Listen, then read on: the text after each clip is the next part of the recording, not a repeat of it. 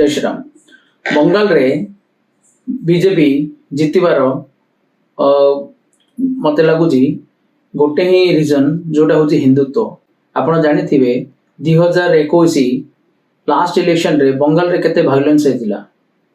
आउ जो वायलेंस होता कि सेठर सब हिंदू मन को बहुत अटैक होता आउ से माने आसाम जाकि भी शरण नहीं जो फल कि से माने बीजेपी को आउ बिलीव कर पारे आउ एथर अमित शाह जो प्रकार प्लान करिकी कि से माने आगरू आमर सैन्य बाहिनी की पठे से रखिकी आउ हिंदू मान को गोटे कॉन्फिडेंट रे नियाला कि तमर किसी असुविधा हेनी जोटे कि से माने निजर फ्री विल फ्री मुताबक वोट दे पारे जोटा कि बंगाल रे केबे भी होनथिला आउ ममता बनर्जी सरकार रे सब बेले सी जबरदस्ती हो से प्रकार लोक मानठू वोट नहीं होता। तो वर्तमान इलेक्शन रे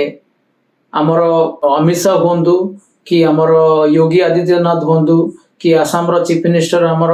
हूँ समस्ते जो भाषण देते कि शुभेंदु अधिकारी जी की बीजेपी रो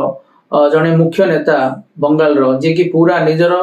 पूरा शक्ति सामर्थ्य देखी ग्राउंड रे रोते जोटा कि लोक मान को माने कॉन्फिडेंट रे नहीं थिला जे से माने बीजेपी की वोट देवे जोटे कि इलेक्शन रे देखिए आउ एटा कंप्लीटली हिंदुत्व जोगु ही से माने जितिले सेथि जोगु बीजेपी आउ बीजेपी रो गोटे प्रॉब्लम होची जोटे कि से माने अपीसमेंट पॉलिसी करचंदी जोटे मुस्लिम अपीसमेंट हो कि क्रिश्चियन हो कि भीम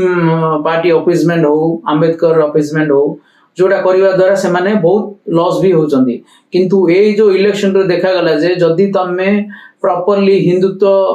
हेगी रहिबो निश्चित तमे जितिबो। जय श्री राम, जय जगन्नाथ।